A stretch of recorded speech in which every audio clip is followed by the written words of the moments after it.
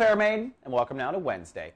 Well, partly sunny and pensive today for the Virgos. You're doing a lot of processing, especially emotionally.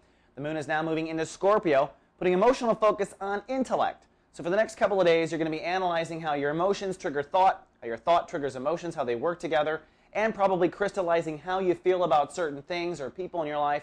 And once you can crystallize it, you can clearly communicate it. So today and tomorrow is an excellent time to have that important conversation with someone, to journal, to see your therapist, etc. You're going to be sharper than usual in that regard. The moon is also crossing Venus, which means as you go through this process, you're going to find you're planting new seeds of new ways of thinking in your life, a new attitude at large. Most of the time, Virgos undercut themselves. Virgos always complain the world's out to get them, but I find their greatest enemy always is themselves, being critical with themselves. So I think you're planting seeds of stopping that train.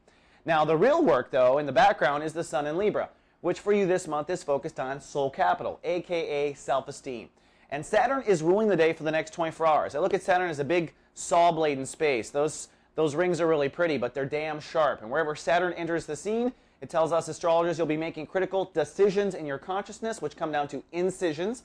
And the decisions I think Virgos are making in the next 24 deal with what to get rid of when it comes to self-esteem hemorrhaging. Okay? We all have behaviors in our life that end up hemorrhaging our self-esteem. Like you get drunk 5 nights in a row and you're like, why did I act that way? Well, you're allowing that behavior to actually undercut your self-esteem. There's behaviors like that. It's also times when you beat yourself up. It's when you get a zit and you can't stop looking at it. These are all behaviors that are what I call soul capital hemorrhaging.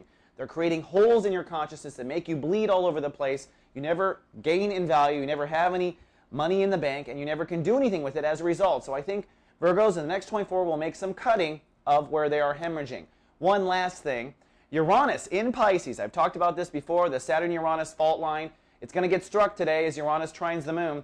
That means as you're doing all this cutting, you'll probably have to have a leap of faith that someone will love you, a leap of faith that you'll have a marriage, a leap of faith that it'll work out in relationships. That's going to be the part you're going to worry about.